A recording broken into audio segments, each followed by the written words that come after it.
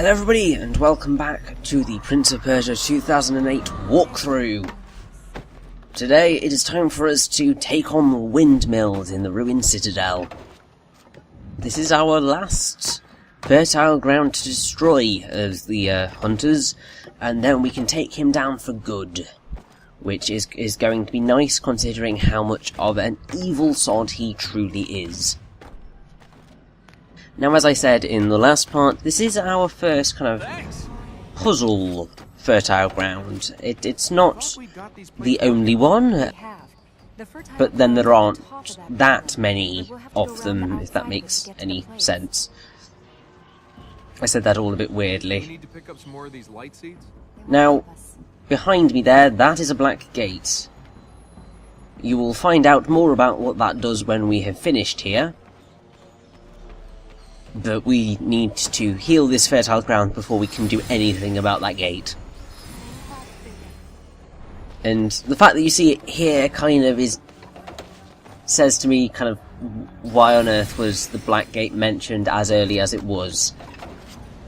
I think it may be because what the developers expected you to do was to, if you got like the Step of All Mars first, to do the first level, go all the way around to here where the windmills are, do this one, and then have enough light seeds to be able to do the other, to get another power. But that doesn't quite make too much sense in my head, because the way my brain works is, well, surely you want to go in sort of a circular motion or something like that. Either way, this is the puzzle of the windmills. Cranks, which move things. So, essentially what you've got to do is you've got to line up the holes with the power plates so that you can actually use them. Now, this first one isn't too difficult in the grand scheme of things. You've just got to shift the left gear once, then shift the right gear once, then go back to the left gear to put it back to the thing it was initially, and then you're basically done after you move this gear to get everything in place. The second crank puzzle that we are about to head to, however, is more difficult. Let's get up there. A lot more difficult.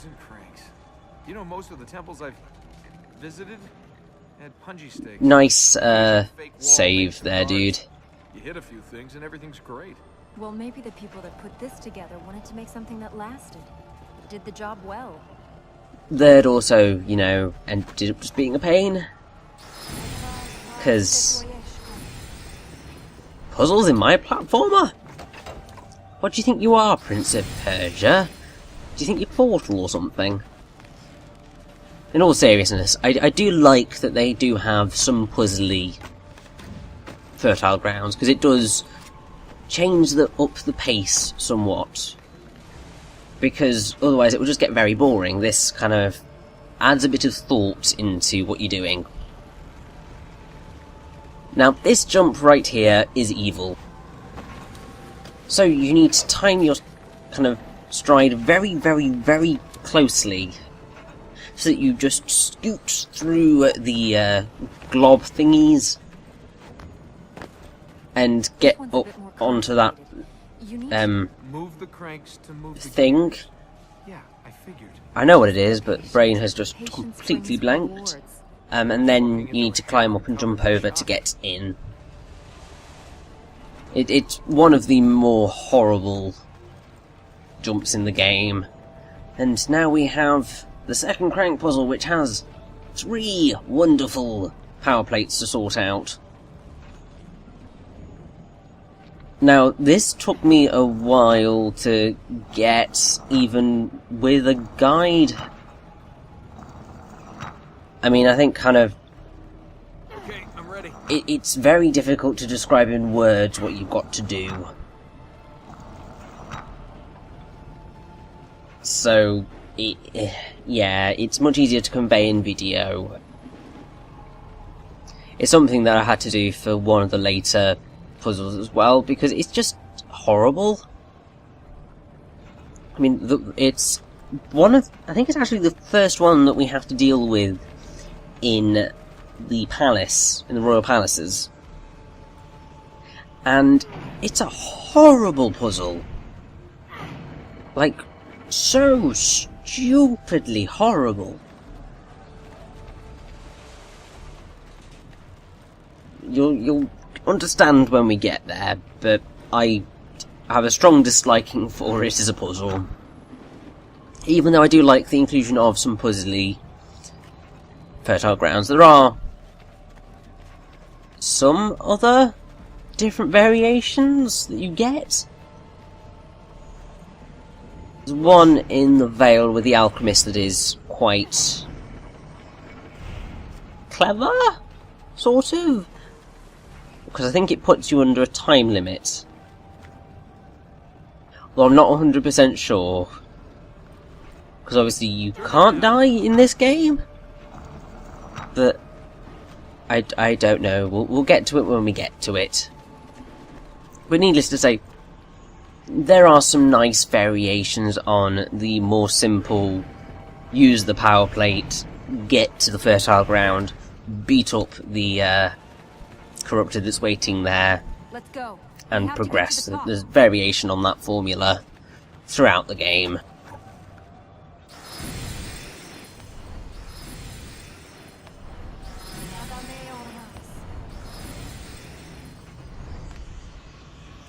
And we're out of the puzzle section, so now it's time for pure platforming. Until we get to our epic fight, which will eventually lead into our final confrontation with the Hunter. Because he needs to pay for all that he's done in all of the callous murdering of people.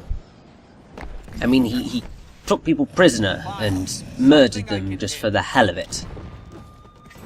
And I have to agree, I'm quite glad to have something that we can finally hit, because it's needed. Now, when I was doing a little bit of achievement discovering,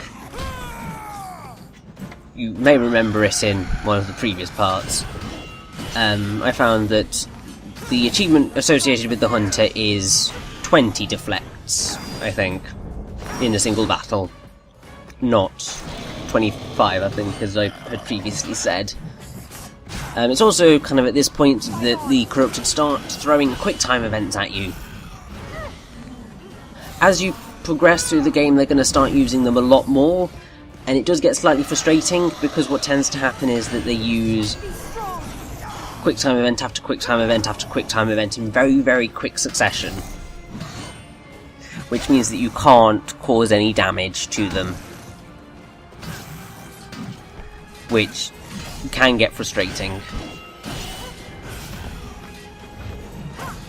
Thankfully, the Hunter hasn't kind of evolved to that state just yet. But it's going to get pretty bad by the time we reach the concubine.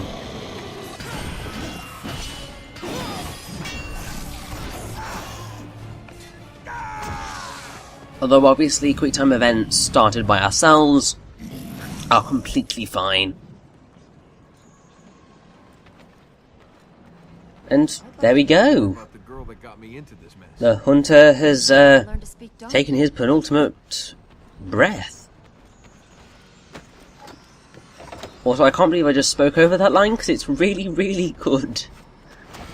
But the prince essentially said, I'd like to speak to like to know more about the girl who got me into this mess, and Farah just said, well, you need to learn how to speak donkey, because obviously it's Farah who got him into this mess, and not Elika, really.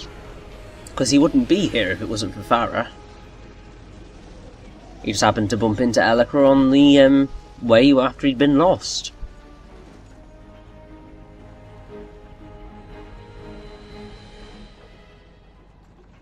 And that's every single fertile ground in the ruined citadel healed.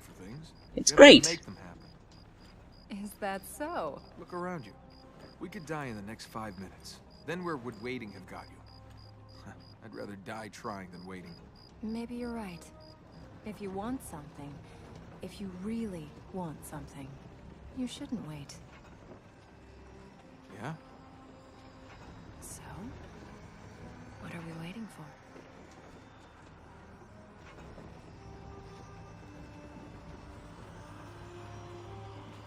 The black Oh, gate's open. Elika, you tease. We can enter the corrupted sanctuary. And once we heal But the fertile yes, ground, There is no fertile ground. as Elika is saying, The place will rest inside the we need to go through the Black Gate and heal the corrupted, essentially. much more of this, and I'm gonna have to stop and sharpen this sword. To be perfectly honest, dude, you're not going to get any time to sharpen your sword. At the top of this region. Well, it is at the top of this region, it's also right in front of you. It's that big black gate just standing there, waiting for us to walk up to So it, the black gate is open just like that. I can open it when we get there. which is right now. Normally, I would prefer to leave this until after we've collected all the light seeds, and just before we go into it, but 200 generations of Aura gave their lives to stop Ahriman return. the second you get anywhere I near have their strength as well as this mine. thing, it Yeah? just means that you have to Any deal chance with I it. can borrow some? You just don't have to go through the area that it opens until you decide to do so.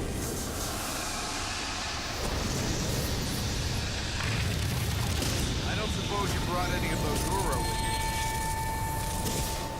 you. It's just us then. Of course it's just us then, Prince. I should've These things listened to happen. my mother. Now, at this point, most people would probably just run straight through into the Hunter's domain. But I feel we might as well cover all of the light seeds that we can get right now in the Windmills whilst we're here. Because it means that we are following a nice neat pattern that we have been doing since we started.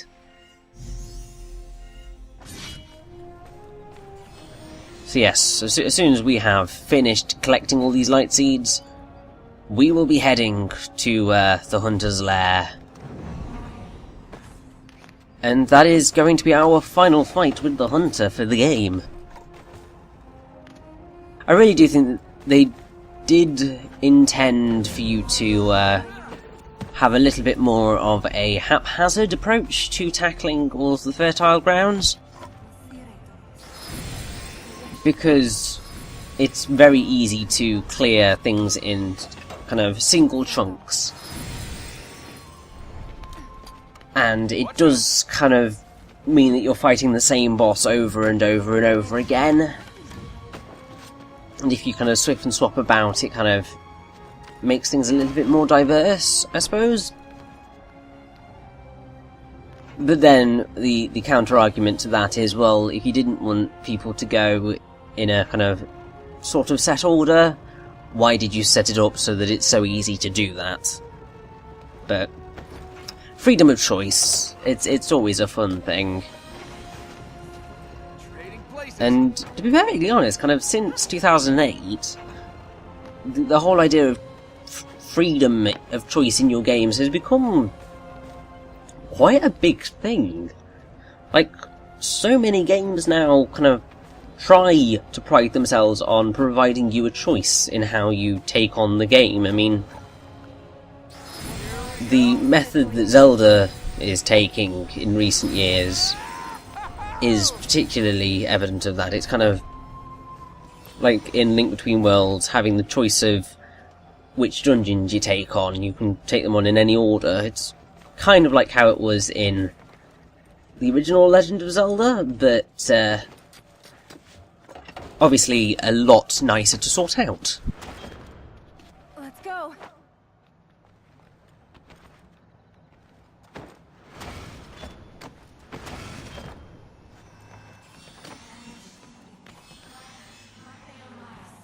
Now there's a very obvious Hand of Ormars there that we don't have just yet. once again, as I have said time and time again now, those will lead to, it's about 5 light seeds. And yeah, it's very helpful, but obviously you can't get them until then. Now, I was a bit reckless in getting that one. I'm pretty sure you can get that a lot more safely. But sometimes it's just more fun to be a bit reckless. Just live dangerously, live on the edge. As the prince said, you could die in the next 5 minutes, so why not just kind of try and do everything that you can? It's another instance of me kind of really liking this game's general philosophy to life. It's kind of going even more towards the cliche of good life mottos, but there's a reason that good life mottos are good life mottos. And that just makes it quite awesome, really.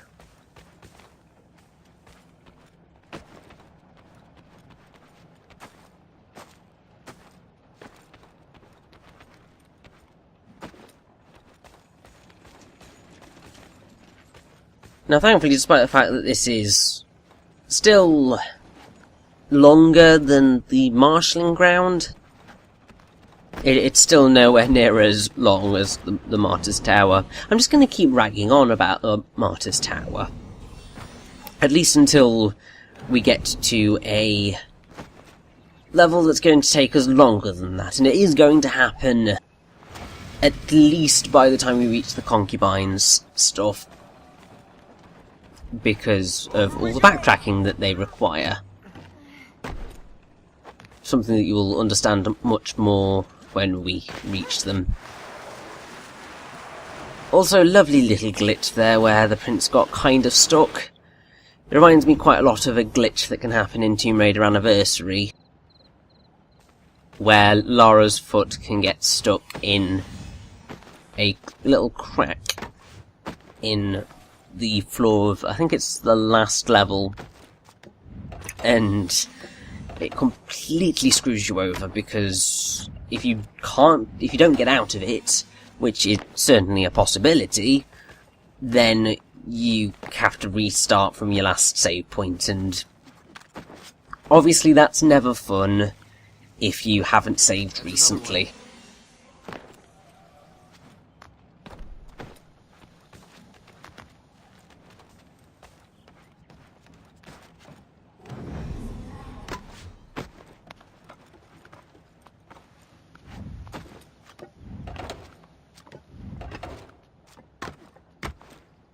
But yeah, we are wrapping up our collection of light seeds for this area quite nicely, really. There is obviously the 5 that we're not going to be able to get, but it happens.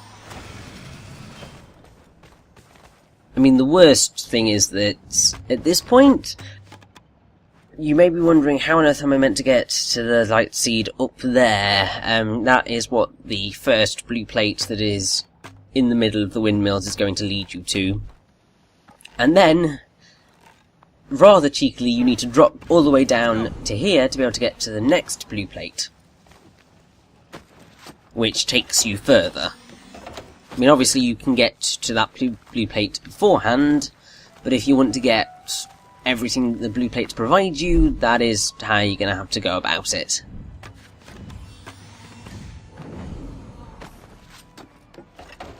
And as you can see,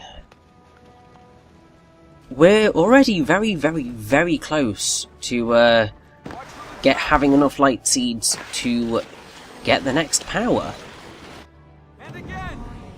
It's just one of the really nice things about doing everything as I'm doing it, is that you can get the powers very, very quickly. I mean, the only issue is that it can lead to kind of the end game feeling like you haven't made that much progress because your powers aren't evolving. But in terms of showing stuff off, it does make for a much neater and tidier transition through the game. Also, that is some very cheeky Insomniac hiding of light seeds. I mean, it's not the worst that they ever did, because obviously the reason I called it an Insomniac method of hiding things is because it was right behind us after we got to a platform. The general Insomniac style was right at the start of the level, but that covers everything for now. It's time to head into the Hunter's Lair and defeat him once and for all.